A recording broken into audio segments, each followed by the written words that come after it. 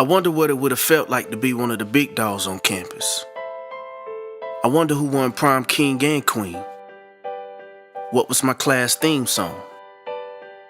I'd never know what it feels like to open up my school yearbook and see my picture. I have no pictures, I have no senior memories, no cap, and no gown. What was the last day of high school like? Who was the class president? I wonder if any of my peers missed me in action. I wonder, do they even remember who I am? All of these questions are questions I never had an answer to. You see, the day I dropped out of high school was the day I deprived myself of everything I had worked so hard for. That was the day I robbed myself of one of the greatest accomplishments of my life. I've learned that the true value of life is hidden in those moments that we can never relive. You see, my chance to experience those moments are gone, and I'll never get them back. I regret not knowing what it feels like to walk from one side of the stage to the next. I regret not giving my mom the very thing that she didn't give her parents, a sheet of paper. A sheet of paper that would have no doubt made her to know that she was appreciated. Every morning she woke me up and started me on my way. So not only did I rob myself, but I also robbed her of the chance to relive that moment through me. What about those who looked up to me? What about my brothers? All my life I was considered a leader. So as a leader, was it the leader thing for me to do? To quit? To give up? To give in? Nah, it wasn't.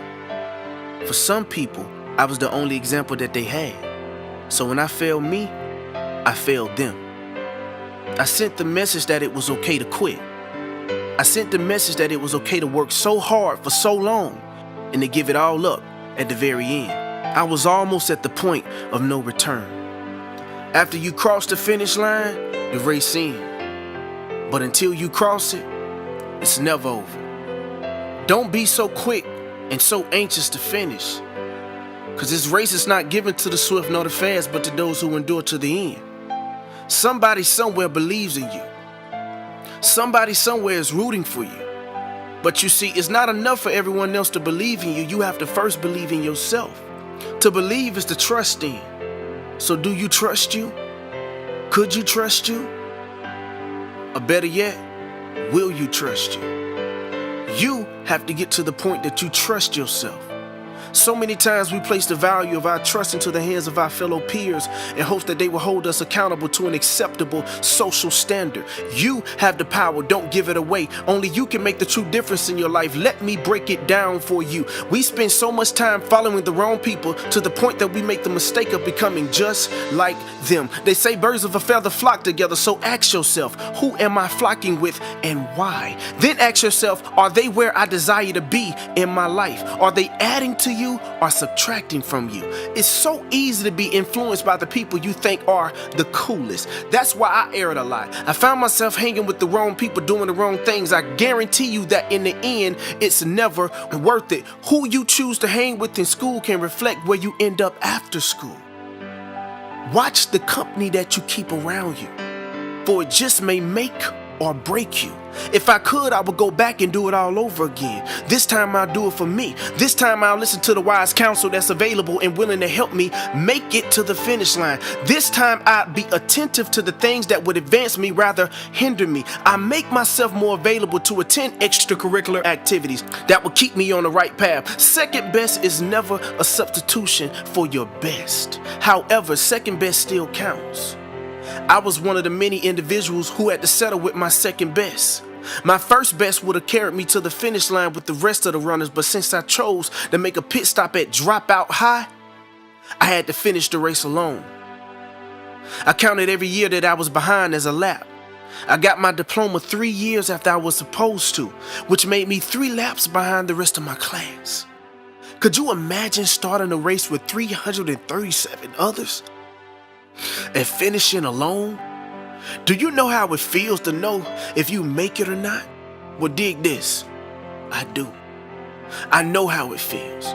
It's a feeling that I'm praying you never have to feel. Yes, I finished the race alone, but I'd rather finish alone than to never have finished at all.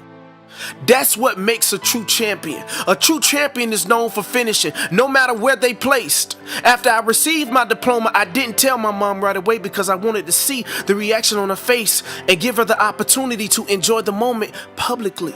So that following Sunday after I received my diploma, we planned on doing a surprise presentation for her. But guess what? She never showed up. She didn't come that Sunday because she didn't have the gas money to get there. She made it every Sunday except that Sunday. Again, could you imagine how I felt? If I would have finished when I was supposed to have finished, then maybe she would have seen me. I thought to myself.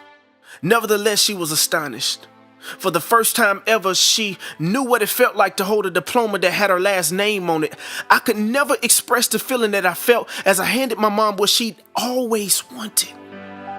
I can only imagine the joy she felt on the inside every time she passed by a living room table and saw a diploma with my name on it. To this very day, it makes me smile on the inside. Just to know that before she passed away, she witnessed me do what seemed to be the impossible. You see, I finally made it to the finish line, but when I got there, I crossed it alone. There was no one on the other side to share the celebration of victory with.